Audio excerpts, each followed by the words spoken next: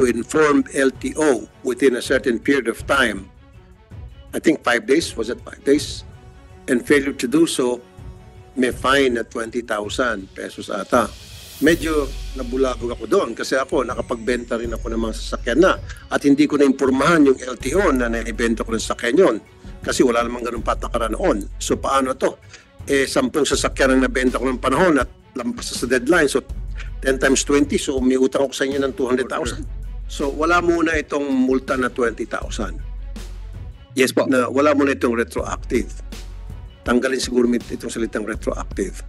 Kasi kung retroactive, pati ako, manggagalaiti ako. Sabi ko, yung kapalpakan ninyo, akong magsasuffer. Sana, noon pa lang naisip niyo na yan. Nasabihan niyo kami.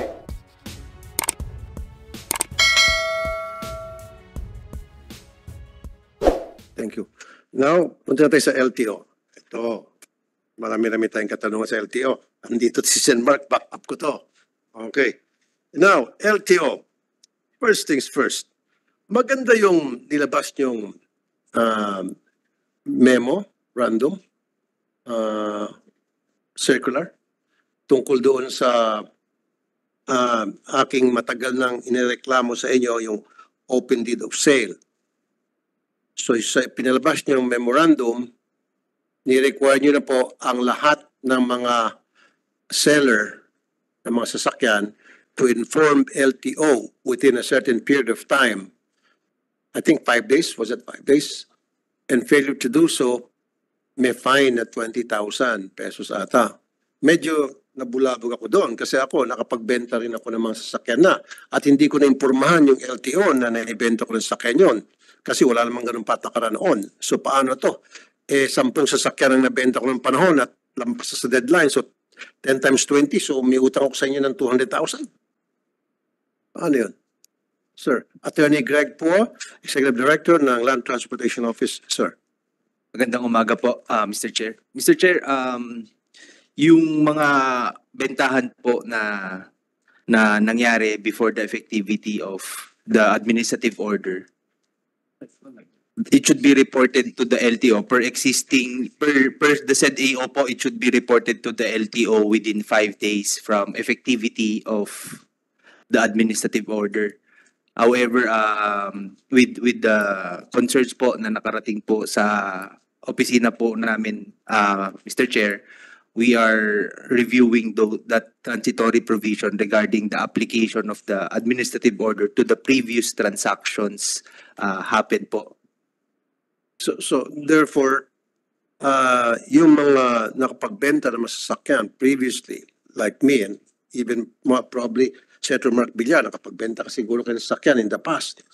And na-report niyo ba yun sa LTO na kayo yung nagbenta ng sasakyan? Kasi matagal hindi, na yun. meron kang multa. Matagal na yun. So siguro ako Retroactive. concerned din ako katulad mo dahil siyempre dami nakabenta dati. So siguro kailangan i-clarify yung So kailangan provision. magpalabas ko kayo ng bagong memorandum circular kasi medyo nakakalito po yun. At marami natatakot kasama na ako doon. So dapat well-defined kung ano yung sistema na pwedeng mailatag ng sa gayon, hindi matatalanta yung mga tao at acceptable. Yes po, Mr. Chair. We'll take that into consideration po, Ito yung Mr. Chair. administrative order. So wala muna itong multa na 20,000. Yes po. Na wala muna itong retroactive. Tanggalin siguro itong salitang retroactive. Kasi kung retroactive, pati ako, manggagalaiti ako. Sabi ko, yung kapalpakan ninyo, akong magsasuffer. Sana, noon pa lang naisip niyo na yan. Nasabihan niyo kami, then hindi na ako magmumulta kayo. So, dapat baguhin niyo po ito at i-clarify niyo. And dapat yung information dissemination properly disseminated talaga. Hindi lang yung sa isang dyaryo na ipopost ninyo at hindi pa siguro masyadong kilalang dyaryo. Dapat national circulation sa TV, radio, social media, etc. para malaman ng lahat. Opo, Mr. Chair. Okay. So wala muna itong memorandum order AOVOM-2024-046 kasi nakakalito po ito. Am I right? Yes po, Mr. Chair. As regards to those previous transactions po. Thank you. And yung isa pang gusto ko mangyari, each time na magre-register ang isang owner ng isang sasakyan, he or she must present himself or herself sa LTO physically at magpapakita ng mga identification to ensure or to assure the LTO na siya ngayon talaga ang nagpaparegister. Kasi before, hindi po kailangan eh. Anybody can register a vehicle through a fixer or through someone. So ang gusto ko mangyari from now on, kapag nag-rehistro ang isang tao ng kanyang sasakyan, even though if it's Rafi Tulfo, nakalagay doon, Rafi Tulfo, si Rafi Tulfo dapat pupunta sa LTO at sasabihin, Sir, ako po ay mag-renew ng aking registration ng aking sasakyan at ako po si Rafi Tulfo, ito po yung aking passport, ito po ang aking ID. Clear po tayo dyan. Yan po ang gusto kong maging patakaran from now on. We'll consider, yes, Mr. Chair, we'll study po that policy and then we'll issue the necessary guidelines. At wala na po yung open deed of sale, ano po? Yes po, Mr. Chair, definitely po. Dun sa AO po yan po yung iniiwasan po natin dyan, yung mga open deed of sale. Kaya nga briefly para sa kalaman no lahat dito, Senator Mark, marami na kasi ako na-enkwentro sa aking programa na nagkaroon ng problema isang sasakyan, naka-hit and run o nakabangga at may ginawang kalokohan yung sasakyan na yon, and then nakuha yung plate number, pupunta ng mga pulis yung address na nakaregister sa LTO, sasabihin nung tao doon sa bahay na yon, wala dito, that wrong address. Or kuminsan, nabenta ko na yan. 10 years ago pa. And yet, yung registration updated. So, ibig sabihin, hindi nire-register nung bagong buyer, open deed of sale lamang. So, nagkakaproblema kapag merong nagawa yung sasakyan, may bulyaso, nahirapan yung ating mga otoridad na i-trace. So, yun ang gusto ko dapat from now on with ID and yung person na yun na mag-renew ng lisensya, ng registration ng kanyang sasakyan, dapat siya mismo nandoon. Tama po with IDs. Okay? Alright. Yung distributions ng mga plaka po, LTO. Yung concerns ng marami, yung delayed distributions ng mga plaka. Kumusta naman po? Updated na po ba tayo? Nasaan na po tayo ngayon sa pagdating po sa proper distributions ng mga plate numbers? Opo, Mr. Chair, updated po tayo sa mga plaka, Mr. Chair. It's just that pag napunta po sa dealer, dun po nagiging bottleneck sa mga dealer. Mhm. Marami na pong pumunta po sa amin, Mr. Chair, na naghahanap po ng plaka. At pag hinanap po namin ng pag tinignan po namin ng aming records, makikita po na ibigay na po ito sa dealer months ago. So, in that case, Mr. Chair, sinushokos po namin yung dealer at pinag-explain po namin bakit po hindi na-distribute yung mga plaka sa mga tao po. Ito po isang concerned citizen, si Marky Pablo. Sabi niya, 2020 ko po nakuha yung aking motor. Hanggang ngayon, wala pa rin pong plaka. 4 years na po. Magpa 5 years na. Mr. Chair, yung pong 2023 pababa, 2022, 21, dyan po yung mga backlog po ng aming motorcycle plates because of those problems encountered by LTO po dati. Okay. So, in order to address that po, Mr. Chair, yung production po namin, bulk of our production is to address the backlog. Okay. Tapos, while we are addressing the current demand, I need to double check, Mr. Chair, kung yung 2020 motorcycles na nabenta po ng 2020 ay meron na pong Sir, plaka. gawa niyo ng paraan by all means at all cost na yung mga 2020 pa na nabili ng mga motorsiklo, gusto ko po na by the end of this year, may bigay na po yung mga plaka nila dahil sila po ay prone sa paghuhuli ng mga MMDA traffic enforcer or other traffic enforcement group. Huliin sila, harasin sila, paparahin sila sa mga checkpoint. Kawawa sila. Hindi nila kasalanan yun dahil nabayaran nila yung motor, naibigyan na lahat ng mga requirements doon sa dealer, sa LTO, and yet, ang LTO ang may kasalanan at sila ngay nagsasuffer. So sir, may pangako niyo ba sa akin na ito mga 2020 pa, 2021 na mga nakabili ng motorsiklo, dapat maibigay na before the end of this year yung kanilang mga plaka? Yes, Mr. Chair, actually po ang commitment po sa presidente is to finish all the backlogs, motorcycle or motor vehicle backlogs plates by June 2025. But June pa. we will Okay. consider po itong 2020 na motorcycles po, Mr. Chair. So, June 20. Kasi alam niyo po, Attorney Greg, kung napapansin mo yung pila-pila ng mga motor, kahit saan mga syudad, sa mga probinsya, pumipila yan sa isang checkpoint at nandun yung mga traffic enforcer kung sa mga pulis na hinahanapan ng rehistro yung mga motorcycle dahil wala silang plaka o yung nakalagay doon sa motorcycle nila, yung karton lang. Diba? So para naabala na nga sila at pagkatapos hingin pa ng pera. At yun ay dahil kasalanan ng LTO. Dapat kung merong dapat kikilan yung mga traffic enforcer na salbahe, dapat mangikil sila sa LTO, wag doon sa mga inosenteng motorista. Diba, sir? So tama yung sinabi niyo po, commitment niyo kay Presidente by June 2025. Opo, but we're doing everything po para po matapos po within this year. In fact po, meron pong nagbibid na po ng instead of procuring blank plates po, we are procuring finished plate para while yung aming pong planta gumagawa ng plaka, nagpo-procure na rin po kami ng tapos na finished plate na rin po. Okay, sige. Yung pong mga plastic driver's license cards, marami pa rin pong mga nagreklamo na wala pa rin na po yun. Ang binibigay sa kanila, papel lang.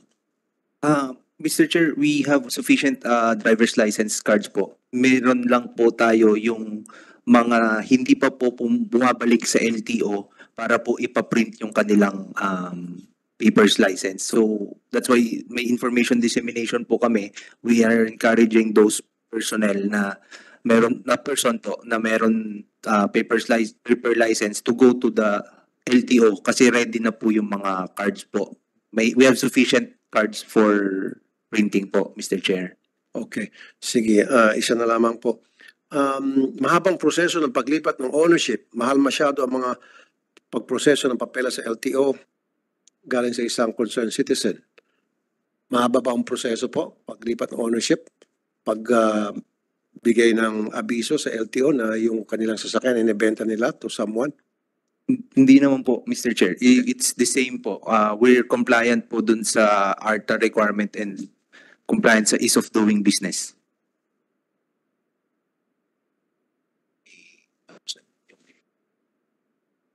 Okay. Let's proceed. Dito naman sa sa conflict ni Mayor Mamba and Congressman Lara. Andito pa si Mayor Mamba and Congressman Lara para magsabong na silang dalawa. No. Mayor Mamba lang po. I'm just trying to perk you up, everybody, kasi mukhang dry ngayon dahil may bagyo, umuulan. So anyway, I would want to first address the issue regarding the HP 9625. Mayor Mamba has manifested to the committee that he has a presentation. Mayor Mamba, sir? Yes, Your Honor, meron po. Go ahead po, ma'am, sir. May opening statement din po ko. Can you just read it, sir? Go ahead po, Mayor. The Honorable Chairperson of the Committee on Public Services, Senator Raffy Tulfo, to Deputy Speaker, Senator Mark Villar, Deputy Majority Leader, Senator Mark Villar, and to Madam Senator Cynthia Villar, and to all the other members of the August Chamber, my fellow workers in the government, good morning po. May I respectfully begin by thanking the Joint Committees, Committee on Public Services, and the Committee on Finance for inviting us in this public hearing from the municipality of Tuao as representatives of the people in the southwestern portion of the province of Cagayan and the provinces of Kalinga and Apayao in the CAR region, which are currently being served by the LTO Tuao. Indeed, our presence here today to shed light and bring to this august body the voices of our people with regard to the conversion of the LTO Tuao from an extension office into a regular district office and their plight on its proposed transfer to Solana is of urgent concern. The LTO in Tuao is an essential service provider in our region, as well as in some parts of the Cordillera Administrative Region. It has facilitated driver's license applications, vehicle registrations, and other critical transactions for decades since its establishment. Tuao is located in the 3rd District of Cagayan and is geographically closer to the 2nd District and some municipalities in the CAR region. Its strategic and convenient location along a national highway has allowed residents from the municipalities of Tuao, Rizal, Piat, Santo Niño, western parts of the municipalities of Amulong, Solana, and Alcala in Cagayan, the municipalities of Pinokpok and Rizal in Kalinga, the municipalities of Coner and Cabugao in Apayao to conveniently access its services.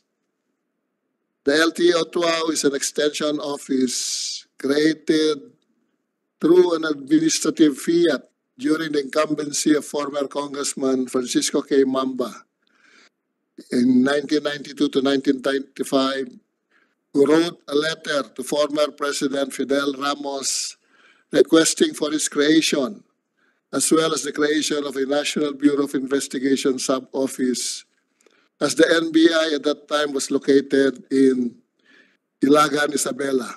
Such requests were approved, hence the LTO was constructed on the lot. Mayor, excuse me, mahaba pa po ba yan? Mga isang oras pa po. Dali lang po, sir. Sandali po, Mayor, may gusto itanong ata si Senator Mark Villar. Okay po, po. Opo, Senator Mark? maraming salamat, Chairman. At una po, at least natutuwa naman po ako at nabigyan po si Mayor Mamba ng pagkakataon para at least i-express nila kung may mga concerns nila sa paglipat ng LTO office. Sa ngayon naman ako sa pag-upgrade, maging regular office yung LTO office. May concern lang po ako sa paglipat dahil alam ko matagal na po ang existence ng office ngayon at marami na silang, katulad ng sinabi po ni Mayor Mamba, marami na pong areas na sinaservice, hindi lang po sa Cagayan, pati po sa CAR region. Kaya gumastos ng gobyerno para sa pagtatayo ng office. Gusto ko lang malaman, ba't kailangan pang ilipat? At nagkaroon po ba ng study para sa paglipat ng LTO office? Ano pong basis ng paglipat? At ba't kailangan? Since knowing that gumastos na po ang gobyerno sa existing office. Ba't kailangan pa? Yung iba po dito sa proposal is only upgrading. Ito lang yung ito lang yung version na may kasamang paglipat ng LTO office. So, syempre, may cost din yan. May cost din yung paglipat. So ano pong justification para sa paglipat ng Sinong gustong sumagot? Who would like to answer the question of Senator Mark Villar? Anybody, Mayor? Would you like to answer that? Or anybody from the LTO? Mayor? Ang sulat po ng previous director, ang patulong po sa amin, yung dating Director Sales, na for the conversion only into a district office without transfer. Pero nagulat na lang ho kami nung nasa Congress na may provision na to transfer it to the neighboring municipality. Yan lang naman po yung Opo, wala naman po akong problema kung magtatayo ng office sa ibang lugar, ng satellite office o ng office. Ang problema ko lang, yung concern din po, at ito din ang concern nyo po, sayang naman yung ginastos ng government. At kawawa naman yung mga residents ng adjacent areas dahil malayo yung proposed site ng bagong office. So, siyempre, like, katulad ng sinabi ko kanina, meron ng existing office at ginastusan na po ang office. So, sayang naman kung, sa tingin ko, sayang naman kung ipapasarap po natin ang office na existing at marami po silang sineservice na ng ating mga kababayan. So, is there anyone who can give a justification for this? Meron bang feasibility study sa paglipat? May reason ba para sayangin yung pondo ng gobyerno dahil may existing structure already? Anybody would like to answer that question of Senator Mark? Okay. Mr. Manuel, sir, can you identify yourself? I can't see your nameplate. I'm Manuel Baricawa. And you're of, from? LTO Region 2, sir. Okay, sir. Please go ahead. Answer the question. Actually, Mark. our proposal, as stated by the good mayor, is originally on just the conversion of the extension of East. Why?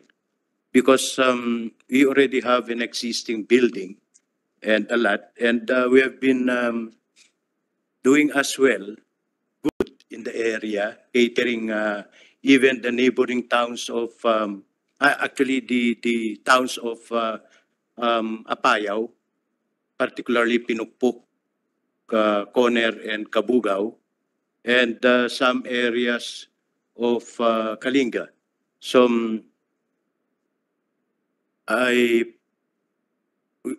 Your Honor, Mr. Che, I differ to the good wisdom of the committee, the decision as to whether or not transfer will be adopted.